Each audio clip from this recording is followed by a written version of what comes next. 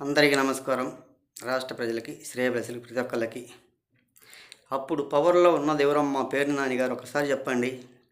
మీరు కదా మీరు 2019 నుంచి 2024 వరకు కూడా మీరు పవర్‌లో ఉన్నారు. అప్పుడు మీరు ఎందుకు అడగలేదు ప్రెస్ మీట్లు పెట్టి? డిక్లరేషన్ ఎవరైనా ఇచ్చి వెళ్ళాల్సిందే. హిందువులు, క్రిస్టియన్ వాళ్ళు ఎవరైనా కానీ మీరు హిందువులా కాదా అని అడగాల్సింది మీరు కూడా.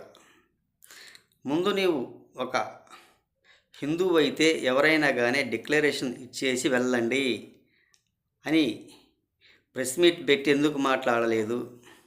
ఇప్పుడు మీకు వచ్చేసరికి ఇప్పుడు మీరు దింపేస్తున్నారు, మిమ్మల్ని రానివ్వటం లేదని. ఒక్కసారి చెప్పండి. ఇది ఒక పనికిమాలిన పనిగా పెట్టుకోవాల్సిన అవసరం లేదు. ఎవరైనా కానీ బైబిల్ పట్టుకున్న వాళ్ళు కనీసం హిందువుల ప్రసాదం కూడా తీసుకోరు. మాకొద్దు, మేము బైబిల్ చదువుతున్నాము, మేము ప్రార్థనకి వెళ్తున్నాము, మాకు అవసరం లేదు అని వాళ్ళు కనీసం ప్రసాదం కూడా తీసుకోరు.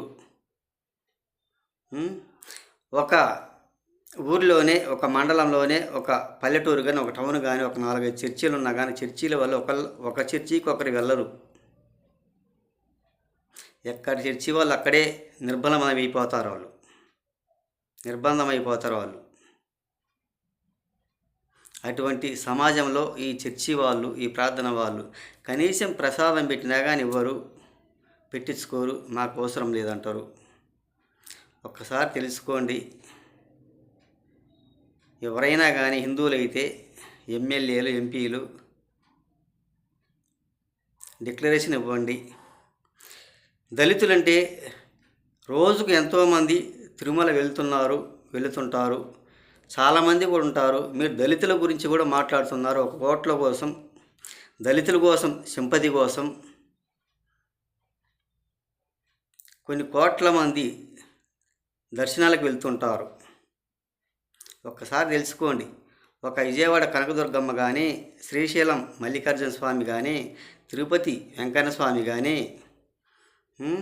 అన్నవరం సత్యనారాయణ స్వామి కానీ ప్రతి చోట కూడా దళితులు అనేవాళ్ళు, పేదవాళ్ళు కానీ, హిందువులు అనేవాళ్ళు ప్రతి ఒక్క కులంలో కూడా బైబిల్ కాని వాళ్ళు ఎవరైనా కానీ పేదవాళ్ళు వెళ్తూనే ఉంటారు. మీరు ఊరక ప్రెస్ మీట్లు పెట్టి ఇలా మాట్లాడితే దళితులు ఏమైపోవాలి? దళితుల గురించి అంటే దళితులు మీరు రెచ్చగొడుతున్నట్టు అన్నమాట. మిమ్మల్ని పోనీయటంలే, మా గురించి మీరు కూడా గొడవలకు దిగండి అనేది. ఇప్పుడు ఎంతోమంది కోట్ల మంది ప్రతి ఒక్క కులంలో కూడా హిందూ మతం అనేవాళ్ళు ఎవరైనా కానీ వెళ్తూనే ఉంటారు